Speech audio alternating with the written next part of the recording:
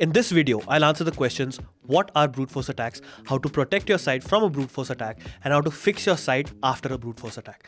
At the end of this video, I'll show you 3 things that a lot of popular blogs will advise you to do, but you should actually not do because it can harm your site. Also, don't worry, I'll take you through everything step by step, so even our non-technical friends in the audience will not find this difficult. First of all, welcome to the channel. My name is Julian, and this channel will help you fix common WordPress issues and also help improve your site performance. So, if you're a website owner or manager, hit that subscribe button and bell icon for weekly helpful videos from WordPress experts. Alright, let's start the video. Chapter 1.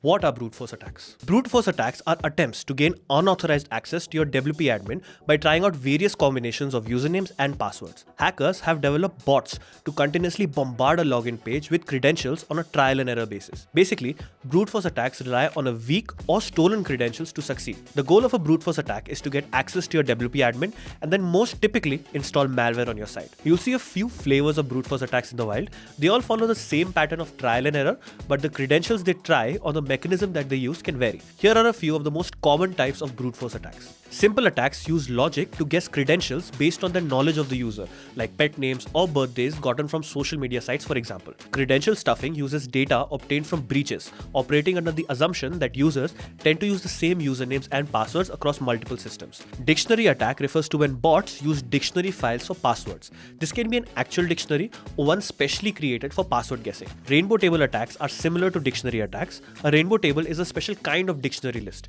Instead of a list of passwords, a rainbow table consists of a list of hash passwords instead. Password spraying refers to an attack that is logically a reverse of a brute force attack. In typical attacks, a particular username is the target and the guessing game is played with the password. Conversely, with password spraying, a list of passwords is tried against multiple usernames to find a potential match. How will you know if your site has a brute force attack? You will see an immediate impact on server resources. The attack will be bombarding your login page with requests and your server has to respond to each one. Therefore, you will see all the effects of increased server usage on your website, like a slower website, some users being unable to log in, downtime, inaccessibility, and so on. Web hosts are also very quick to restrict server usage that is going through the roof because this will impact their metrics, especially if you're using shared hosting. What happens if the brute force attack is successful? Well, you can reasonably expect to see malware or defacement of some kind. There are several reasons why hackers want access to your website, and none of them are good. Most sites have limited server resources which get used up rapidly, and often a site under attack will crash completely. If that wasn't bad enough, your website can become a part of a botnet and be used to attack other websites without your consent. This can have major ramifications because other security systems will flag your website as malicious if it was part of a botnet. Chapter number 2. How to protect your site from brute force attacks. Fortunately, there is a lot that you can do to protect your site against brute force attacks.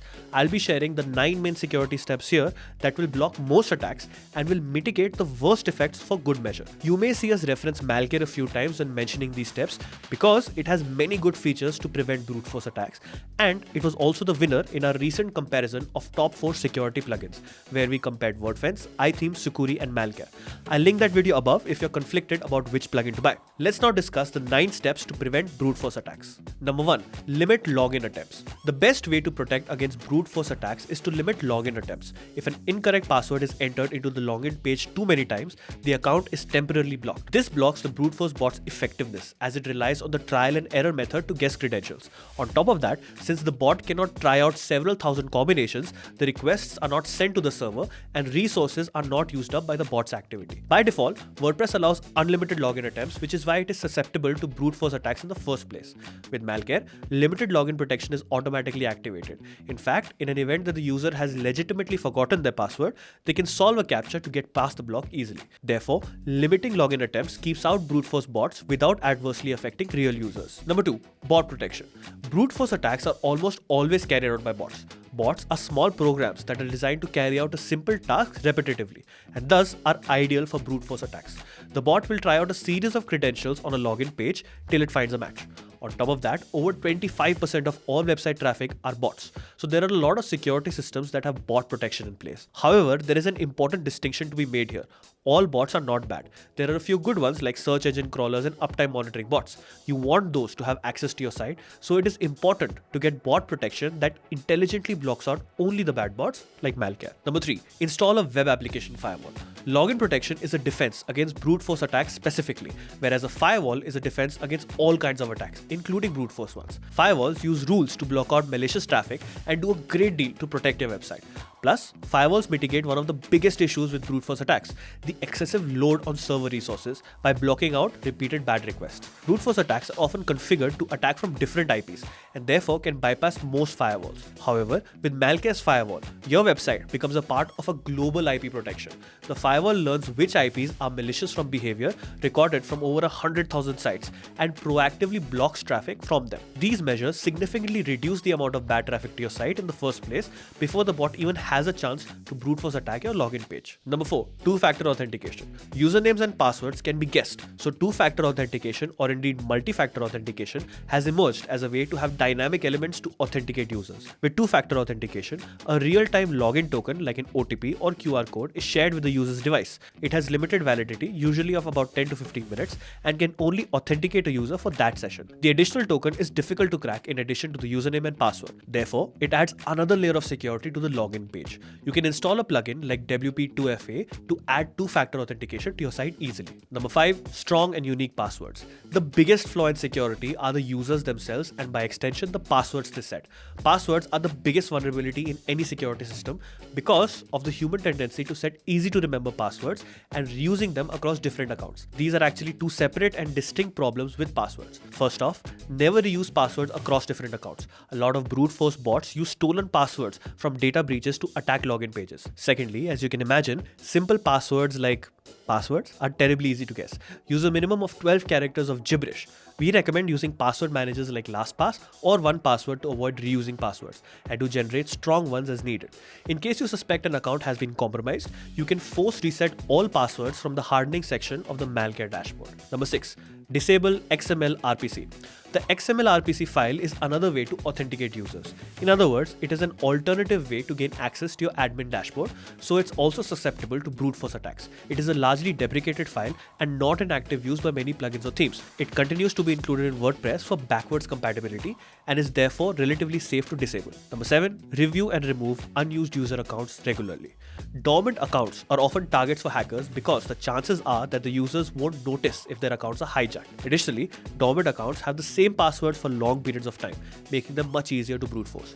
Therefore, review user accounts regularly and remove any that are not in active use. For extra credit, ensure that each account has the bare minimum user privileges needed to manage their account. It is quite foolhardy to make everyone an admin, for instance. Number 8. Consider geoblocking.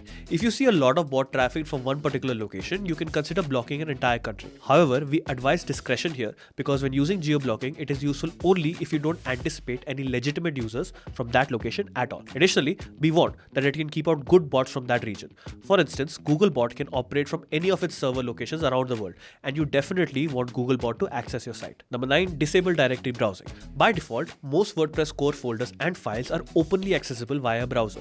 For instance, you can type yourwebsite.com/wp includes into your browser and the entire contents of the folder will be immediately visible. Although directory browsing itself is not a vulnerability, it can reveal information about the site that can in turn be used to exploit vulnerabilities. The WP content folder has plugins and themes, and if a hacker can see which ones are installed and their version numbers, they can potentially find and exploit vulnerabilities. This is a less popular type of brute force attack called a directory brute force attack.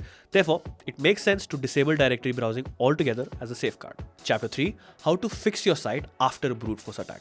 If a brute force attack has been successful, you should assume the worst. Your website has been compromised. Therefore, your first priority is to secure your website. Here are the two major steps you should take to contain damage. Number 1. Force log out all users and change all passwords. Number 2. Scan your website for malware immediately. Once you are certain that your website is clean of malware, implement the prevention measures we discussed in the previous chapter. We strongly recommend installing Malcare, which takes care of login protection and bot protection, while also packing in a malware scanner, cleaner, and an advanced firewall for good measure. With Malcare installed, you can rest assured that your site is safe from brute force attacks. For a full checklist of steps to repair a hacked site, check out the blog link I've added in the description or the video that I've linked above. 3 things to avoid. There is a ton of well-intentioned but poor security advice out there. So, in addition to our list of things that you should do, we're listing what not to do here as well. Number 1, password protecting the WP admin directory. Do not do this at all. It appears in practically every brute force prevention article.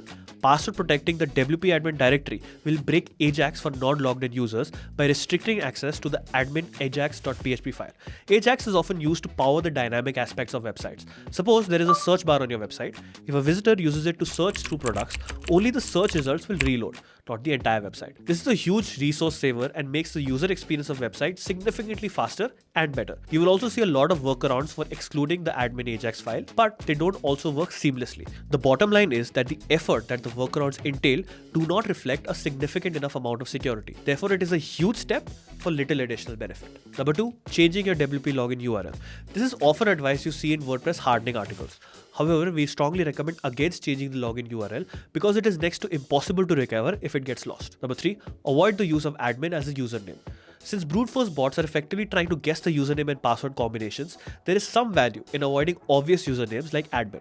WordPress doesn't allow you to change usernames from the dashboard, so you will need to install a plugin to do so. However, this measure is of limited value and we advise against spending too much time and effort here. There are other ways to recover usernames from certain types of sites like membership ones. The effort needed to have unique username for members, enforcing the policy, and then dealing with the inevitable fallout when people forget the unique usernames is not worth the limited beneficial effect. That's all for today. I hope this video has been helpful. Comment below if you're stuck anywhere and I'll try my best to help you out. Do hit that like button if you found this video helpful. It really motivates us to make more such videos. That's all. This is Julian, your friendly neighborhood geek, and I will see you again next week.